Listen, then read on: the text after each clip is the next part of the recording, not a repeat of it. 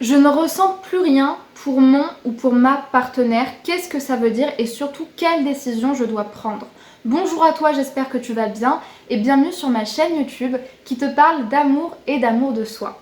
Je m'appelle Chloé Mercaer, je suis coach certifiée en amour et j'aide les femmes et les hommes à s'épanouir davantage dans leurs relations sentimentales en leur apprenant à s'aimer elles-mêmes et eux-mêmes davantage. Si tu n'es pas encore abonné à ma chaîne YouTube et que tu souhaites découvrir les centaines de vidéos que j'ai réalisées sur l'amour de soi, sur la communication dans le couple ou encore sur l'intelligence affective, eh bien je t'invite à t'abonner sur le bouton s'abonner et à cliquer sur la cloche pour recevoir toutes les prochaines vidéos.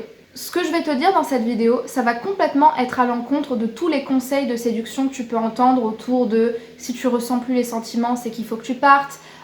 Quand l'amour n'est pas parfait, c'est que du coup c'est pas le bon.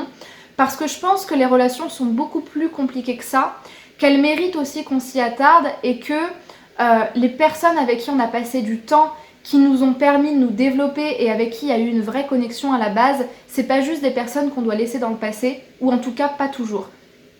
Et c'est important de pouvoir prendre ces décisions en conscience, et en conscience ça veut dire en conscience de toutes les possibilités qu'on a.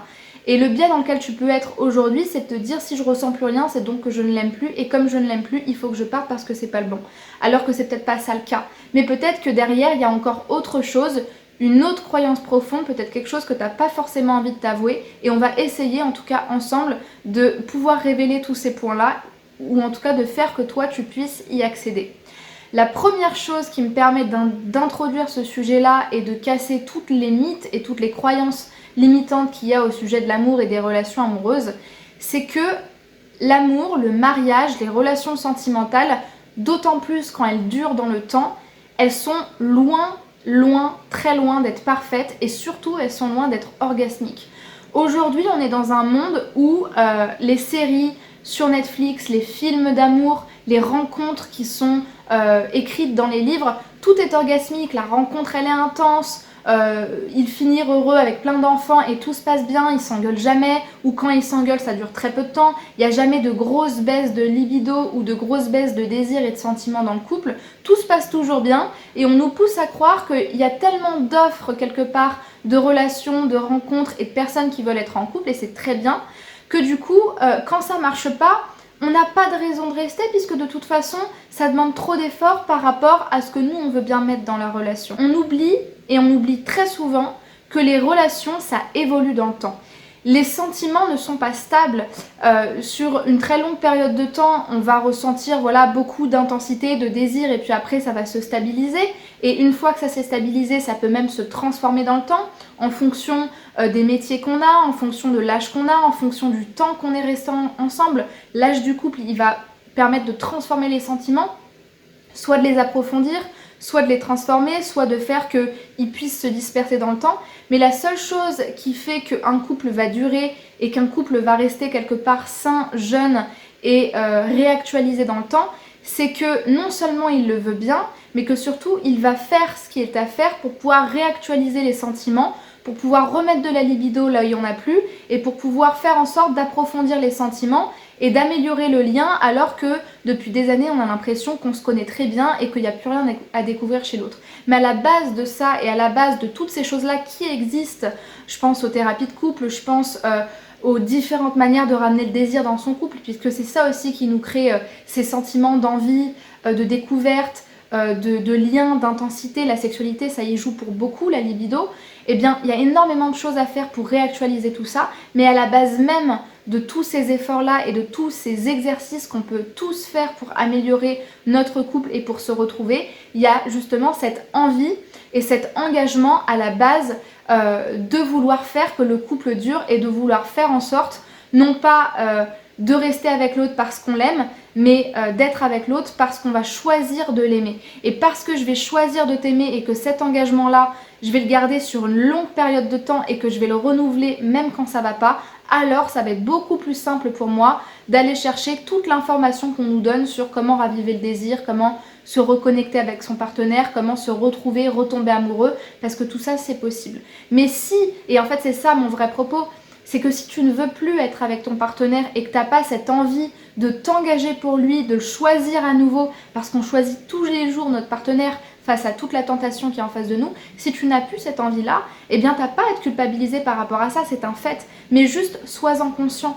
Plutôt que de te dire c'est pas le bon, c'est pas la bonne, c'est les sentiments qui sont partis. Les sentiments, ils partiront toujours au bout d'un moment. Parce qu'on peut pas rester dans une fusion et dans une passion totale face à quelqu'un qu'on connaît depuis des années. Par contre, ce qui peut se dissiper et ce qui peut se renouveler en même temps, c'est le choix que tu vas faire dans le fait de rester dans ta relation, dans le fait de l'investir et dans le fait de t'engager pour ce partenaire-là. Donc si tu as besoin de prendre du temps, il n'est pas question de prendre une décision tout de suite. Mais sois juste conscient que quand tu prends une décision, tu la prends avec toute la conscience de ce que ça implique et toutes les vraies raisons profondes qui sous-tendent à ce choix-là que tu feras. Donc la vraie question, je la répète, c'est aujourd'hui, est-ce que tu as encore envie de choisir ton partenaire, de choisir cette relation, de l'investir, de t'engager pour cette relation, de faire tous les efforts qui sont possibles de faire pour l'améliorer? Est-ce que tu en as envie?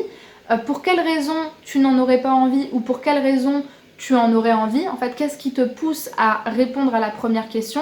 Est-ce que ces raisons-là, elles t'appartiennent? Est-ce que tu te dis, il faut que je reste parce que tout le monde s'attend à ce que je reste? Ou est-ce que tu te dis, il faut que je parte parce que tout le monde part et tout le monde refait sa vie, donc c'est bien de changer de partenaire tous les 20 ans, par exemple? Peu importe. Essaie de mettre au clair ça parce que c'est ça qui va te permettre, toi, déjà, de te retrouver dans ce trouble-là qui est le trouble de vieillir aussi, parce qu'il y a ça, de vieillir, de prendre de l'âge et de voir les années passer. Donc ça te permet de toi te reconnecter avec ce que tu penses vraiment, à ne pas te culpabiliser et à pouvoir en parler vraiment avec l'autre, puisque si ça se trouve, la personne se dit la même chose et peut-être qu'en parlant, les choses se guériront et se répareront d'elles-mêmes. Donc voilà la question que je te pose. Ce qui te sous-tend vraiment, je le répète, c'est l'engagement que tu choisis ou pas de prendre et que tu as envie ou pas de prendre pour cette relation.